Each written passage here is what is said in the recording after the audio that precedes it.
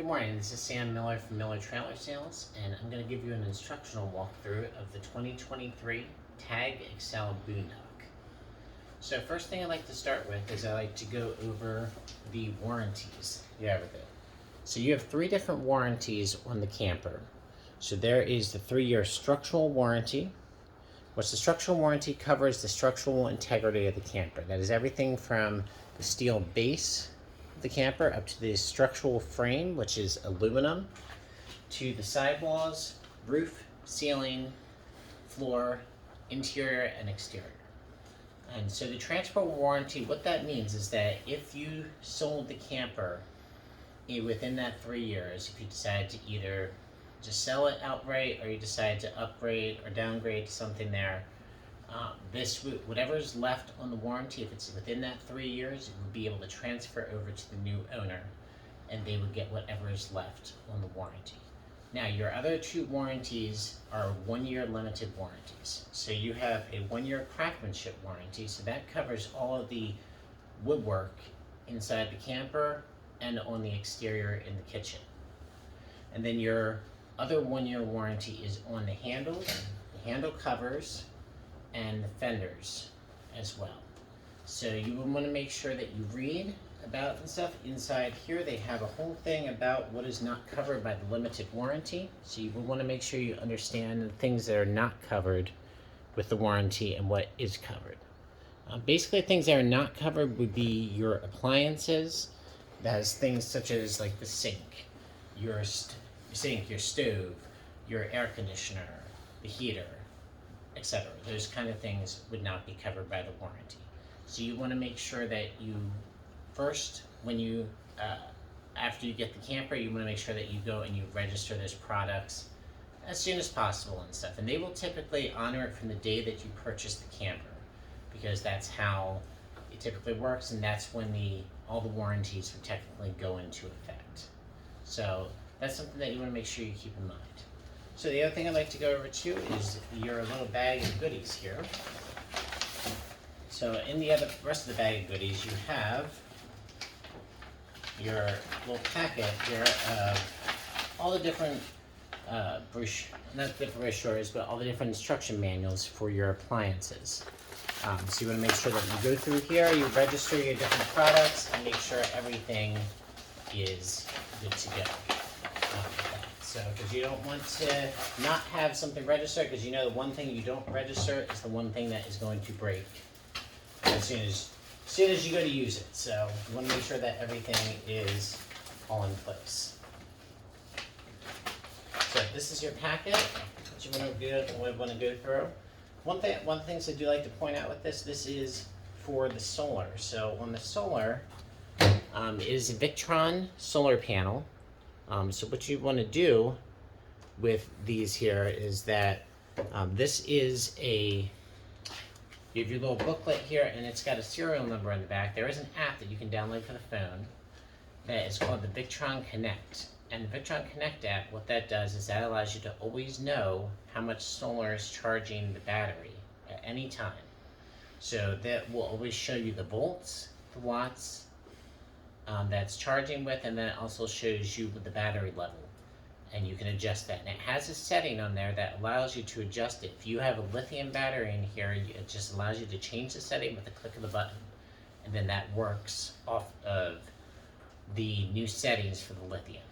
So it's a pretty important thing. Is that we learned that recently about how that works with the lithium battery and stuff, that you have to change it from being set to the normal AGM or the flooded batteries, like that. So this is your very important manual that you want to make sure you get with your camper. And then the other things you have in here is this little thing right here. So this accurately measures the level of propane that's in your tank. So this is a Bluetooth piece that hooks right onto the bottom of your tank. And this will always allow you to get notifications of knowing how much propane is in your tank at all times. Don't ask me how the technology works. I have no idea how that works there. But somehow it's able to read up through the bottom of the tank and be able to let you know how much propane is in your tank at any time. So, what would we do without technology, right? So with this, you also get your roof rack as well. So this is the Yakima roof rack that it comes with the camper. So if you're familiar with Yakima and stuff, these are devices, and I'll be showing you how this goes on here. So I'm gonna grab the right key here. Yep, this is all right. So we're gonna come around to the side over here. I'm gonna show you how you would do this. So we're gonna put the key right into here. Open this up. Gonna squeeze on the sides and pop this up to lift that out.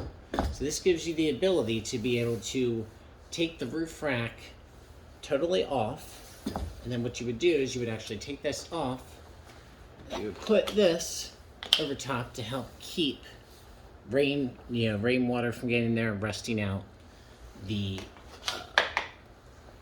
areas on the inside and stuff. So the other thing you can also do is that there is a tool that allows you to adjust this as well, so you can actually take just the bar itself off if you wanted to do that. And then under here, there's a way to be able to adjust this with an Allen wrench. You've got the little different screws in the inside. You adjust those, and that allows you to move the roof rack up or down depending on how you want. So we're gonna put this back into place, lock that in there. We're gonna lock this back up. And then that's how your Yakima roof rack works. So this comes with, you get 2 keys, so you have 1 for each step. And then this also gives you a template key. So if you lost your key for any reason and stuff, you would have a template that you'd be able to take with you up to like a locksmith or wherever to have the key remade. Otherwise, if you lose that, you're in trouble. There's not much you can do about that. So we're going to close this up here, put this back in the bag. And this is NuCamp's new little thing. This is a new goodie bag that you have to be able to use, so you can keep everything in one spot. Tuck all this back in here. Zip that up. Now we're going to go inside the box. So inside the box, you've got your propane tank here, and then you've also got your battery as well. Now this is your battery switch. So you turn this on to the on position here. The green, when it's in the green, that means it's on, that's horizontal. When it's off, it's in the vertical position. You've got your propane tank. It's a 20-pound propane tank that we use. And that's what comes with the camper. As a dealer, we provide a full propane tank with it. And then also as a dealer, what we do is we also provide a standard flooded Crown RV Marine battery is included with the camper there. You have the choice with these kind of campers, and what we offer is a choice to upgrade to a lithium battery. The ones we carry are battle-worn lithium batteries and stuff. We are now a dealer with the battle-worn lithium batteries. So that is an option that you can choose from. Or you also have the option to add a second flooded battery in here to get extra power. So that you can see the extra space you have on the side. So you would put a flooded Group 24 battery in here to go with the flooded Group 31 battery. And altogether that would give you about 200 amp hours to use. Amp hours is basically the amount of hours that you would have before the battery cycle would go down and stuff, and before that you'd be able to, it's the amount of power that you would have to use the battery before it expires. So that's right. It's important that you make your right battery choice on what works best for you. Lithium obviously will get you a longer way if you wanted to do that and stuff. But it's just a matter the tags don't take that much power as it would with like a tab trailer. But the lithium power will definitely allow you to go a longer time off-grid if you decide you wanted to. Alright, so we're going to close this down. Go around the front. Good, so we're going to come around over to the side here.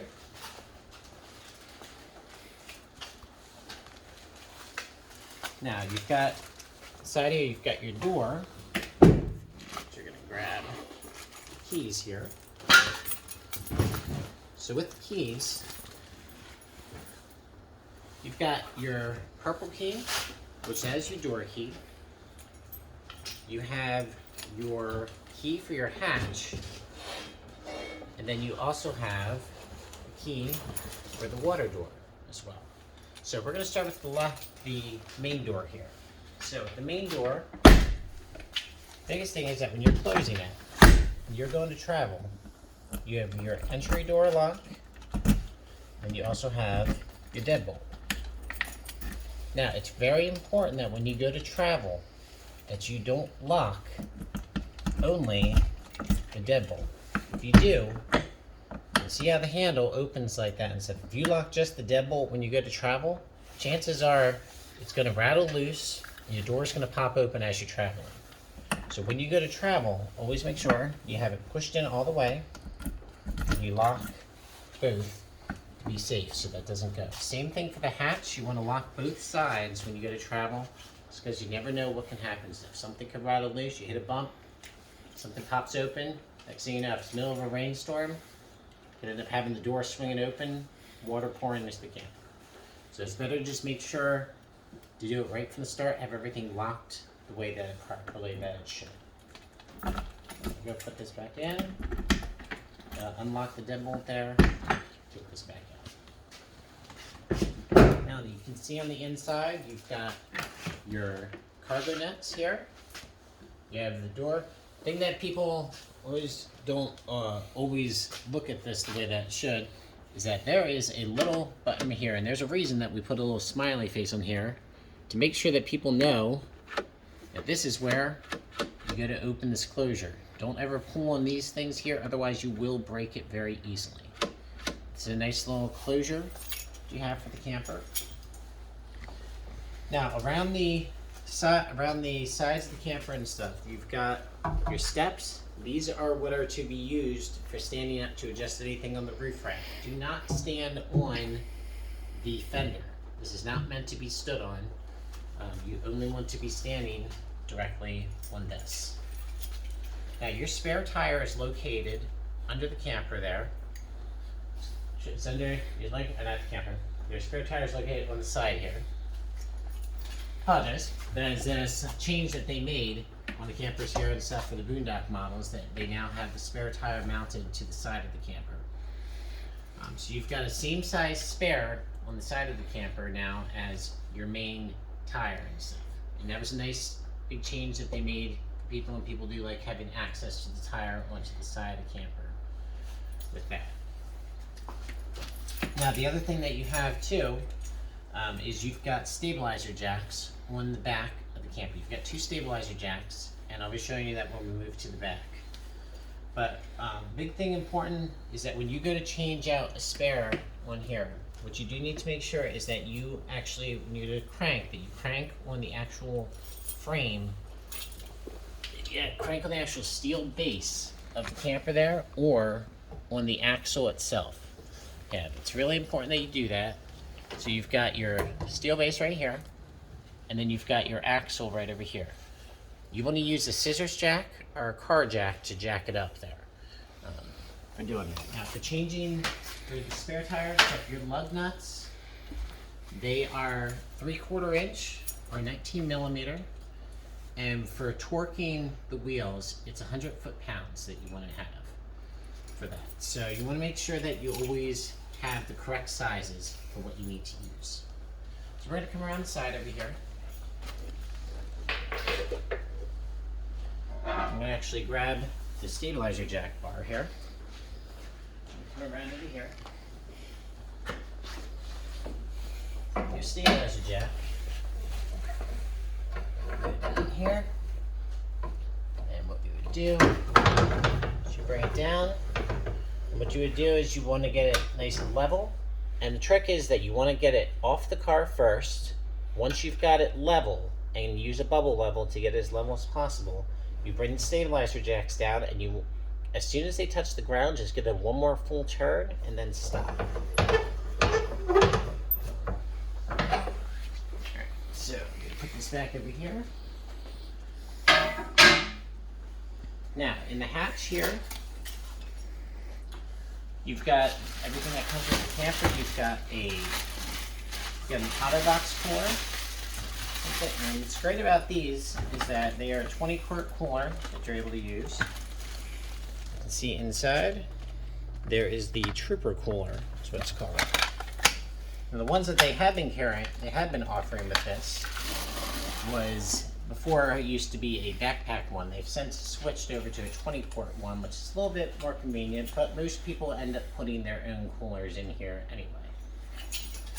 So that is something I've seen people do, and then I've also seen people that have put their own electric fridges back in here. Though in order to do that, you do have to make sure that you would have to cut a hole in the floor if it's got a vent that's going out the bottom. Yeah, so you just gotta make sure you keep those kind of things in mind.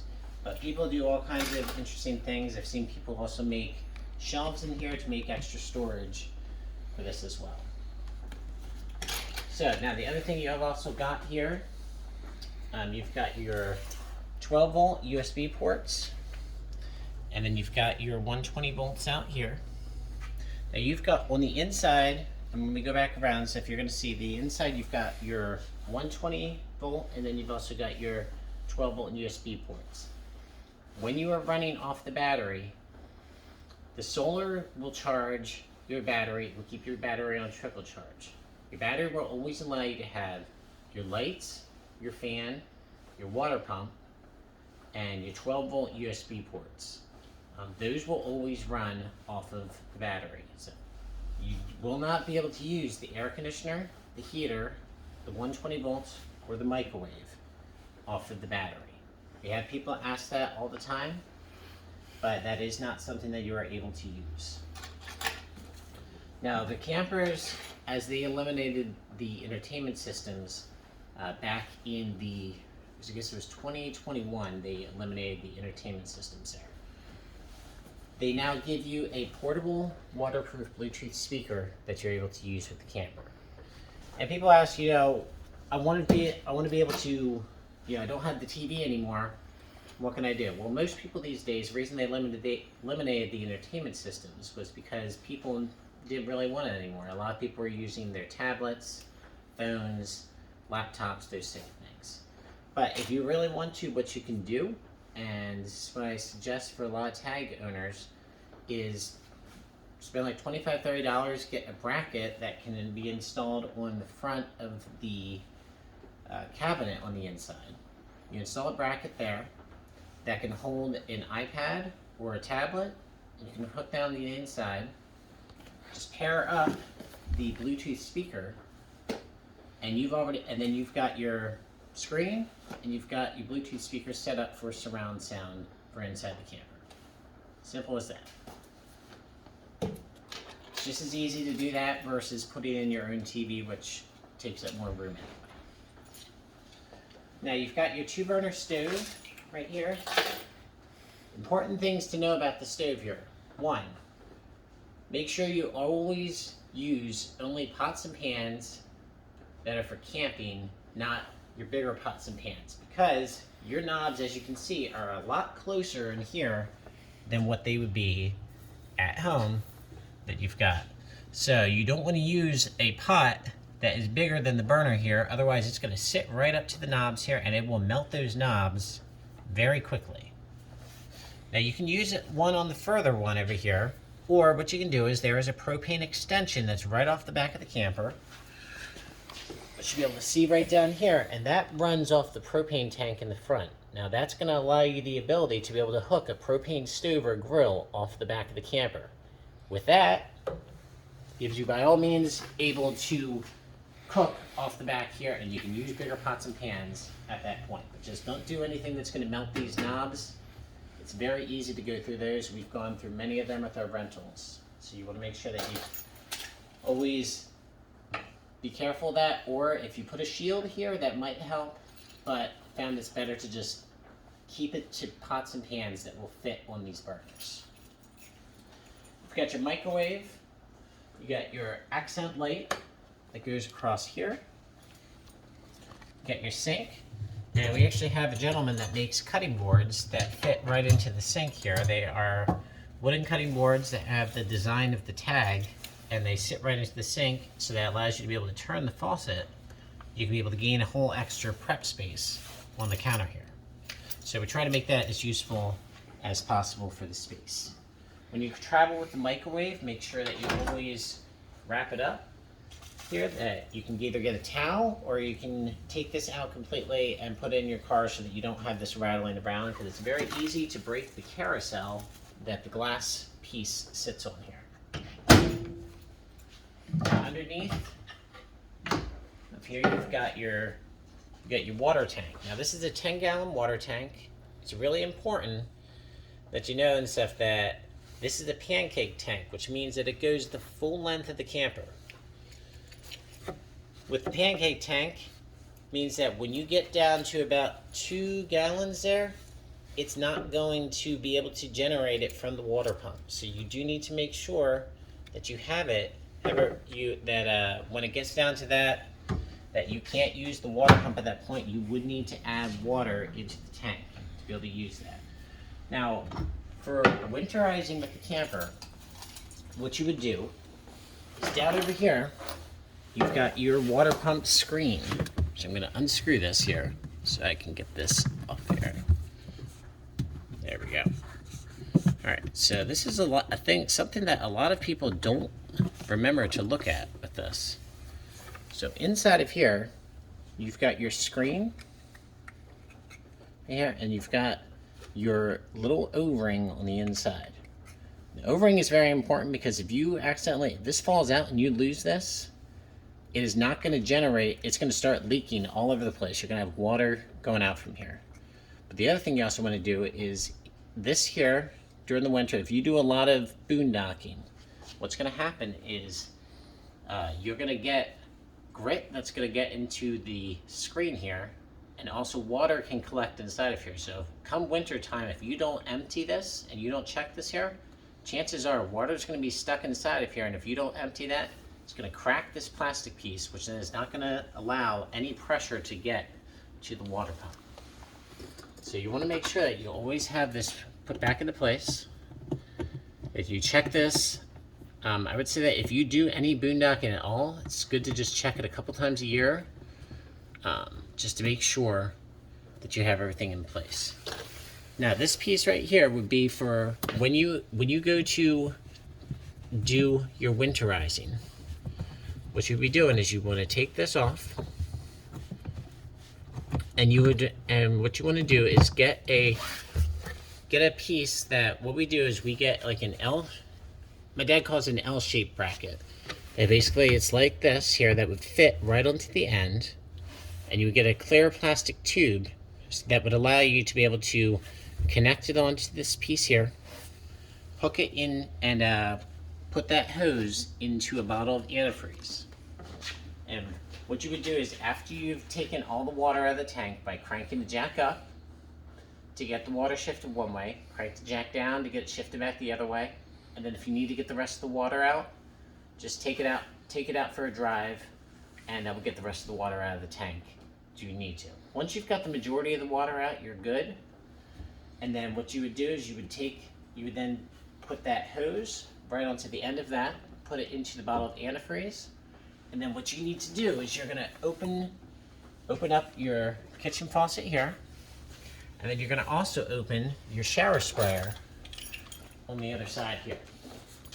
Now this is your shower sprayer, got right here, and this would allow you the ability to be able to hook this right onto the outside, and this gives you an outdoor cold shower. But what you would do is that when you're going to do the winterizing process, you need to make sure you get it through there. You also need to make sure you get it through here. Now people always ask, they're like, if I never use the shower, do I really need to winterize through this? Yes, you do still need to winterize. Reason is because water still gets to there, even if you didn't use the shower. So it's really important that you always make sure that you run the antifreeze through there and through here. Because if you don't do it on either one, Or you don't, especially doing that one there, chances are it's going to have water trapped in there, which is going to freeze that, which then is going to break that piece. So you want to make sure that you get it through all sides. Good. Now once you've gotten the antifreeze through, and you have paint coming through both sides, you're winterized. De-winterization is very easy on the tags. All you're going to be doing is you're going to be taking the water, you're going to be getting your water out here, and right here. And what you're going to do is you would put fresh water into your tank, which you would put the fresh water right into here. You fill that up with about 5-6 gallons of water. Once you've gotten that through, you're going to open your faucet and you're going to open your cold water shower sprayer. And you're just going to run that through until you've got no pink left in the lines. Once you've gotten all the pink out, then you would take a bleach water solution, which is about a 1/4 cup of bleach to every gallon of water.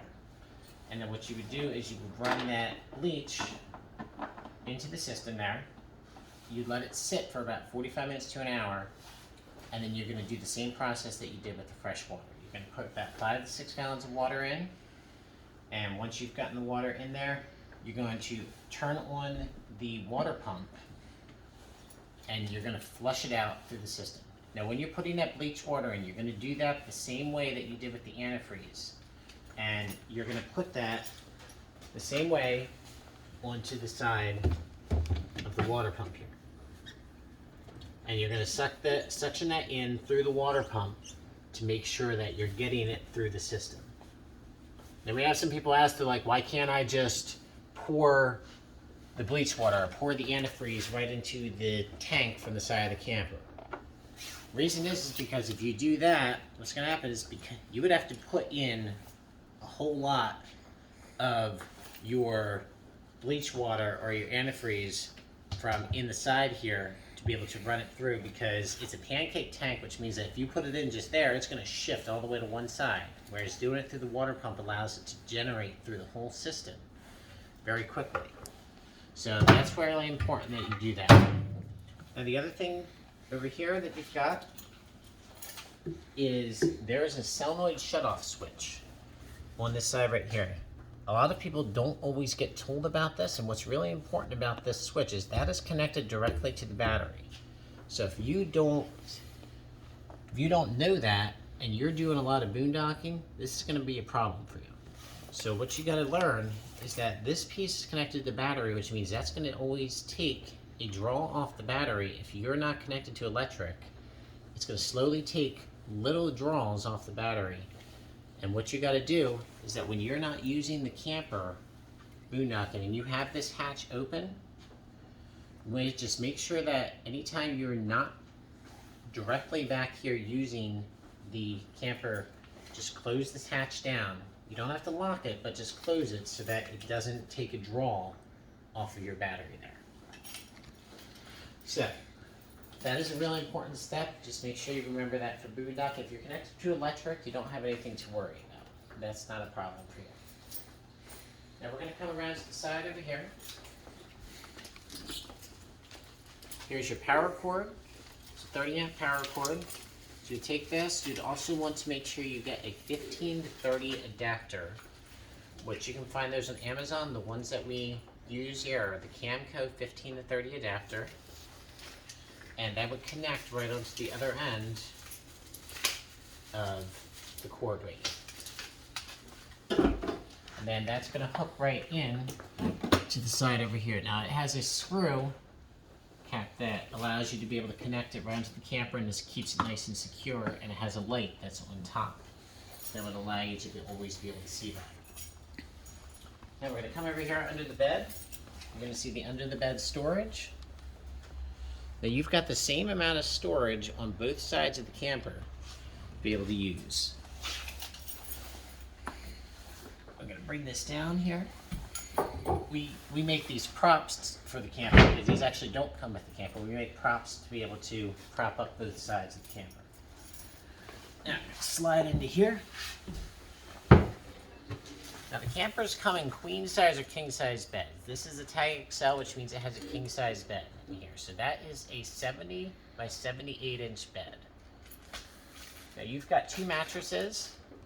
For people that travel by themselves, you can either just travel with the one mattress and take the other one out, and then keep this area to set up like a little table or something on this side. Or you can have it with 2. You can stack it up with 2 mattresses if you really want to, and have the extra height on the side here.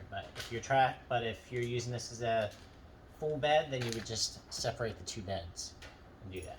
There's something that you can also get for these campers called the Furling Sleep System, and that is a device that basically gets screwed on all the way around the inside here. We actually cut it to make it so that you're able to still get the under the bed storage, and what it gives you is a box spring feel underneath the mattress, and it also allows for airflow underneath the mattress so that condensation doesn't get built up underneath there to create any mold or anything there with the camper. So come on inside here and let me show you a couple of the things on the inside of the camper. Now you've got your air conditioner, you've got your heater here. Now that is a smart heater, and you've got your remote here. Now we've already paired this one up, but on the wall over here there is a sensor.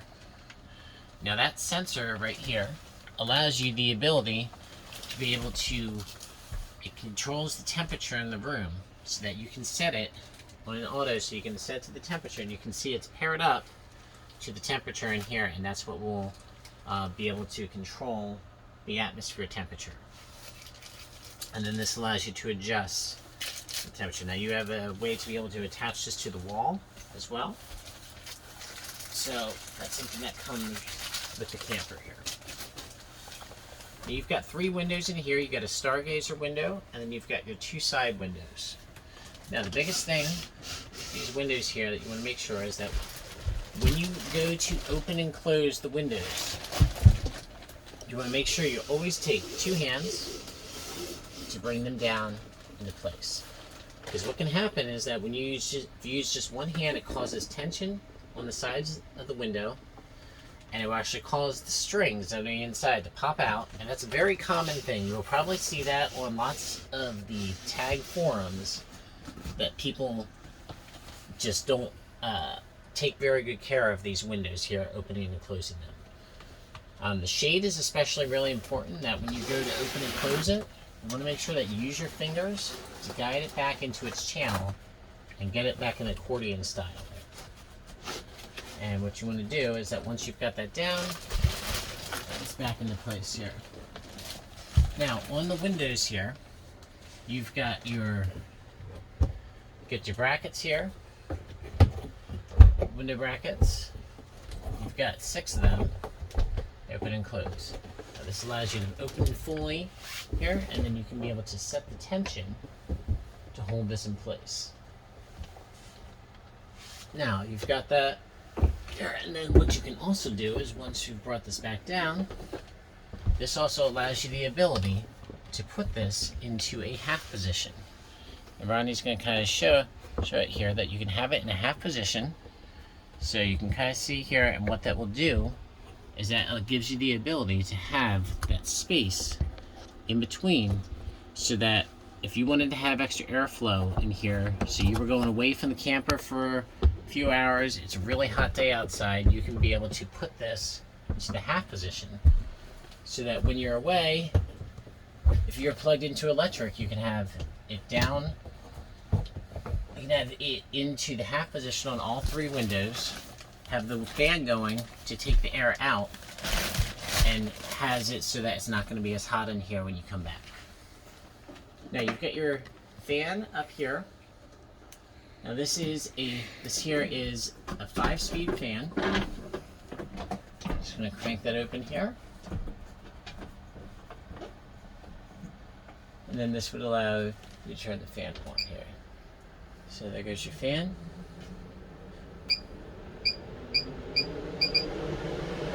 And then you've got your airflow. Now you can be able to set this for bringing the air in, or you can reverse it to take the air out. depending on how you want to do it. They have since switched over from Fantastic Fan to the Max Air Fan. And that's what you're using. This also has an auto setting that allows you to set the temperature so that you can control that. Now, you're going to bring this back down. When you get this back down in position, you just push that back up and lock that in place. Now with the air conditioner, something I do want to point out is you have an AC fan switch on the side over here. And the AC fan switch allows you to be able to vent this to the outside, because if heat builds up inside of here, it's not a good thing. So you want to make sure that you have the AC fan switch and make sure that you turn that off when you're not using the air conditioner. Because otherwise it's going to get heat build up in here, and that could ruin the motor for the camper. So that's one of the really important things that you want to make sure that you know. The other thing that you want to know is that the camper has a condensation pan in the tags. So it has a condensation pan that sits flat on the top. So when you go to camp, and especially when you're traveling, make sure you have the camper as level as possible when you're traveling, because what could happen is if you have the camper tipped forward or tipped backwards, especially tipped forward, what's going to happen is that condensation is going to turn, and all that water is going to run off and run right onto your mattress. So it's really important that you get a ball mount that sits your camper up as straight as possible so that you don't get the condensation coming out from here. Now in here you've got your smart controller, and then you've also got TV prep. So if you did want to be able to add a TV, it does have the ability to be able to do that. And then you've got your air conditioner reset button here, and then your power button for the air conditioner if you need to do anything with that. You've got cabinets on the front sides over here. You've got some little pockets up along the top, both sides, and then this is your fuse and panel box right here. So that allows you to be able to get to your breakers and your fuses. Now these use just the standard car fuses, so if you need to get any fuses, you can just go to an auto parts store and get a box of assorted fuses for what you need to use there. You have your carbon monoxide detector, and then you also have your smoke detector as well in here. And then you've also got now in here, your carbon monoxide detector, something new that they made is the carbon monoxide detector and the smoke detector are all in one piece. It's not two separate pieces like it used to be. So now it's all one piece located in here. Now you've got your ceiling light, which as you can see right here. You've got your porch lights, one on each side. And then over in the front here, you've got your lights here. These are blue lights. You hold them for 2 seconds, you get LED lights to be able to use here. Now you've got your cup holders as well to be able to use here, and then you've also got your storage in the back here as well. And then your 12-volt USB ports on that side and your 120 outlets on this side, as well as your fire extinguisher. Now I'm going to climb on out here.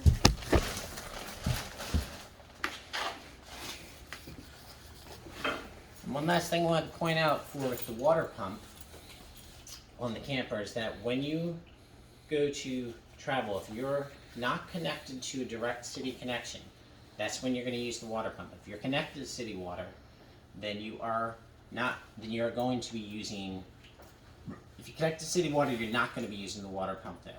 So just make sure that you don't turn the water pump on and just let it run. So when you're not connected there, only use the water pump when you are actively using either the outdoor shower or you're using the sink. Just don't leave it on and let it run, because if you do, you're going to run into a big problem because you're going to burn the motor out. Now, underneath the camper over here, I want to show you that you've got your fresh water tank drain on the side here. So here's your fresh water tank drain, which is located underneath on the side here.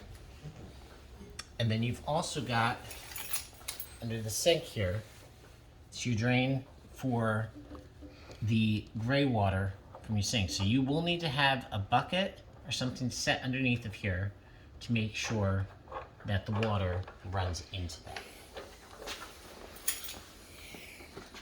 And then on the top here, you can see here's your solar panel you've got. Now these here have a 145 watt solar panel to be able to use with the camper. So at Miller Trailer Sales, we offer a variety of different options that you can get with the camper. We offer things such as fan covers that can go onto the tags. Not everybody gets them for the tag trailers, but you've got your fan covers. And then we also offer the option that for the tags, even though they're smaller, for people that are first-time owners, you can also have a backup camera on here as well. So I'm going to go on over here, close down the hatch, and let me show you how the hatch door closes and opens. So you're going to turn it. You're going to always make sure that when you go to push this closed, you lock this fully down. And then you're going to want to make sure that you lock this just like that so that the handle doesn't pull out at all here. And you're good to go. Now for us, when we install backup cameras on here, they would actually get hooked in underneath, they actually get wired in just underneath the license plate on here and stuff. Now on the tags, it's a little different than how we do it on the tabs. And on the tabs, it's on here, I believe on the license plate, when my dad does it, he puts it now down over here on the tag trailers and stuff. And that gives you the ability to have a camera on the inside of your trailer. You'd have a monitor to be able to monitor as you're driving, and that also gives you night vision when you're going to back up at night. I believe, other than that, we have covered everything with the tag trailer. So I want to thank you very much for your time today. And yeah, so this is the instructional video on the 2023 Tag Excel Boondock. Thank you very much for watching.